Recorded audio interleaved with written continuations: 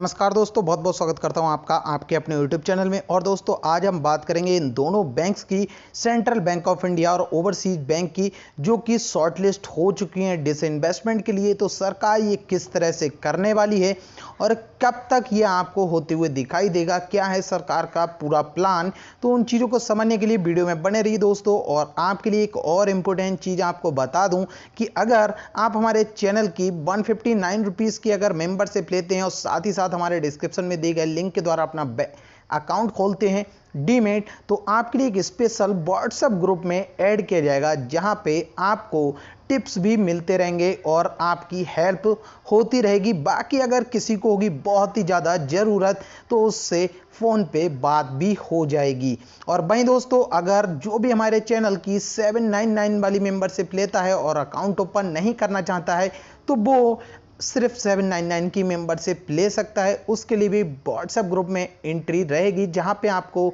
समझ ही रहे होंगे क्या मिलने वाला है। वहीं दोस्तों, अगर आप बिल्कुल फ्री में हमारे एक स्पेशल टेलीग्राम चैनल पे ज्वाइन होना चाहते हैं, तो उसके लिए आपको सिर्फ और सिर्फ अपना डीमेट अकाउंट ओपन करना है हमारे डिस्क्रिप्शन में दिए गए लिंक के द्वारा, और कमेंट बॉक्स में अपना नाम टाइप करना है और अपना मोबाइल नंबर।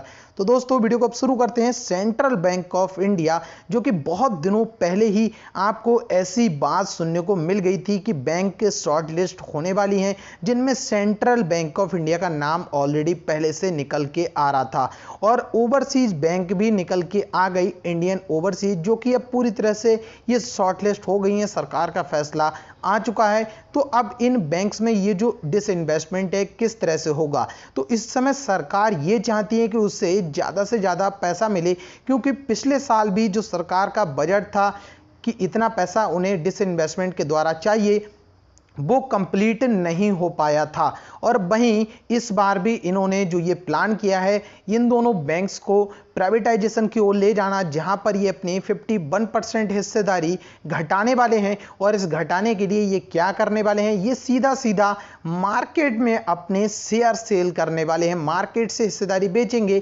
क्योंकि जो इस समय प्राइस है, आप देख सकते हैं कि इस समय जो प्राइस है ऑलरेडी अच्छे वैल्यूएशन पे कंपनी इन्हें दिखाई दे रही है। इसी वजह से सरकार ये चाह रही है कि हम इस समय मार्केट के प्राइस के हिसाब से इसे सेल करें। अदरवाइज अगर इसे कोई वैसे बोली लगा करके खरीदता है, तो ये सरकार के लिए वहां पर थोड़ी कमाई कम होगी। क्योंकि पिछले 5 दिनों के अंदर अगर आप चार्ट में देखें तो 24% का रिटर्न देखने के लिए मिल रहा है। 20 रुपए से शेयर 25 पे पहुंच चुका है। और वहीं अगर इंडियन ओवरसीज बैंक की बात करें, इंडियन ओवरसीज बैंक में देखें तो आज के दिन भी आपको अच्छी तेजी देखने को मिल रही है। वहीं 5 दिनों का चार्ट देखें तो इस शेयर में भी आपको 20% के रिटर्न देखने को मिल रहे हैं। ये भी कहां से कहां पहुंच गया है आप देख सकते हैं। वैसे लगातार इसमें गिरावट आपको दिखाई दे रही थी, और वहीं अगर देखें तो जैसे ये न्यूज आई, शेयर हवाई फायर करने लग गया। तो इस समय अगर मार्केट कैप की बात करें तो यहाँ पे आप देख सकते हैं लगभग 48 ट्रिलियन करोड़ रुपए का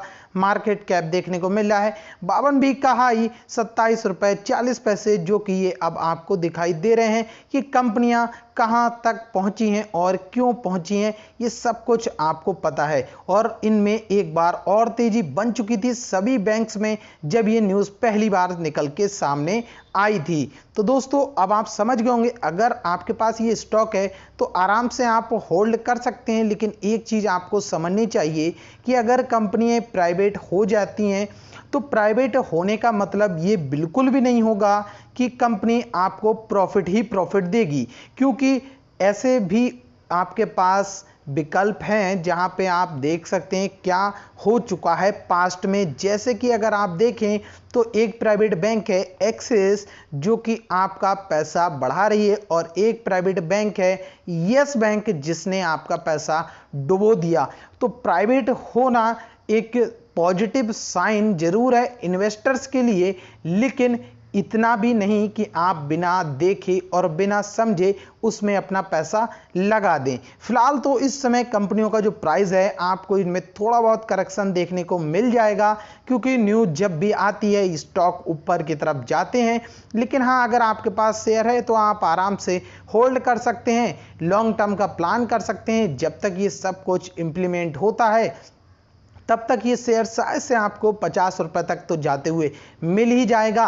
तो बहुत अच्छा आपके पास ऑप्शन रहेगा, क्योंकि आप देखेंगे तो 25 का अगर 50 हो जाता है कुछ ही महीनों में, तो अगर कोई बुरी बात यहाँ पे नहीं होती है।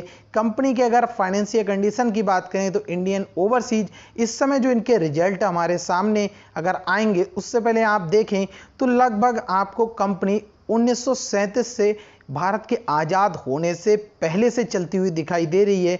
तो ये काफ़ी बड़ी बात होती है। और जब भी गवर्नमेंट ओन्ड बैंक है या फिर कोई भी कंपनी, तो वहाँ पे सबसे बड़ी चीज़ ये होती है कि उस बैंक को या कंपनी को डूबने से सरकार हमेशा बचाने की कोशिश करती है। और सरकार इसी वजह से अपनी जो हिस्सेदारी है वो बेच रही है, क्योंकि लगातार इन बैंक्स में सरकार को अपना पैसा जेब से डालना पड़ता है बीच बीच में। इसी वजह से सरकार चाहती है कि ये अपनी हिस्सेदारी बेच दे। और वहीं देख सकते हैं आप सिंगापुर में भी इनकी ब्रांच है, सिंगापुर में। और वहीं अगर दिसंबर क्वार्टर के अगर जो इनके रिजल्ट आए थे, वहाँ पे आप देखेंगे तो किस तरह के जनरेट कर रहे हैं रेवेन्यू, और वहीं सितंबर क्वार्टर का भी रेवेन्यू और प्रॉफिट आप देख सकते हैं। बस इतना आप कह सकते हैं कि कंपनी यहाँ पे लॉस में तो नहीं है, कोई बड़ा यहाँ पे लॉस निकाल के आपको नहीं दे रही है। लेकिन पास्ट में आप जानती हैं बैंक का हालत किस तरह का रहा है इंडिया में अभी तक, इसका भी चार्ट आप देख सकते हैं। बट हाँ, ये जरूर है जो साल पहले शुरुआत से इसमें टिका हुआ था वो आज जरूर यहाँ पे प्रॉफिट में होगा, लेकिन जिन्होंने यहाँ पे जाके खरीदा उनका पूरी तरह से पैसा डूब चुका होगा। तो ये सभी चीज़ें आपको देखने को मिलती हैं, क्योंकि बैंकिंग सेक्टर थोड़ा रिस्की सेक्टर है। इसलिए आप देखेंगे कि हर कोई यहाँ पे पैसा लगाते हुए आपको नहीं दिखेगा, बहुत कम ही लोग बैंकिंग सेक्टर में अपना पैसा लगाते हैं। वहीं अगर देखें सेंट्रल बैंक ऑफ इंडिया में एक साल में तो आपके लिए यहाँ पे रिटर्न काफ़ी अच्छे दिखाई दे रहे हैं, क्योंकि बार बार ऐसी न्यूज़ के बाद आपको ये रिजल्ट देखने को मिले थे जब आया था बजट। और बजट के बाद ही आप देखेंगे किस तरह से स्टॉक में बड़ी तेजी आई है, और उसी तेजी का फायदा इसे अभी तक मिलता हुआ दिखाई दिया है इस साल के अंदर। वहीं अगर बात करें मैक्सिमम चार्ट की, तो आपका पैसा अगर शुरू से लगा के रखा है तो भी लॉस ही लॉस यहाँ पे देखने को मिल रहा है। ओवरऑल आप देखेंगे यहाँ पे 73% का लॉस है। तो बस दोस्तों यही मौका है, यहाँ पे अगर आप अभी तक इसमें होल्ड करे हुए हैं तो एवरेज करके अपने प्राइस को आप यहाँ से जो आपका ये ओवरऑल लॉस है वो लॉस कुछ सालों में ख़त्म हो जाएगा। लेकिन आपको देना होगा टाइम, और ये बीच बीच में जो ये तेज़ी आती है, इस तेज़ी का मतलब ये बिल्कुल भी नहीं है कि ये कंपनी यहाँ से बिल्कुल रॉकेट बन जाएगी और 25 का शेयर 250 का हो जाएगा। उसके लिए आपको सालों इंतजार करना होगा। जो इस कंपनी को दोबारा आप लीड करेंगे आने वाले टाइम में, तो उनका किस तरह से नज़रिया है, क्या कंपनी के साथ करना चाह रहे हैं, बैंक को किस तरह से चलाना चाह रहे हैं, कैसी सर्विस पब्लिक को देते हैं, उन सब चीज़ों पे डिपेंड करेगा। तो शायद से दोस्तों अब आपको सभी चीज़ें क्लियर समझ में आ गई होंगी। वीडियो पसंद आए तो लाइक बटन जरूर दबाइएगा और चैनल को सब्सक्राइब करना नहीं भूलिएगा।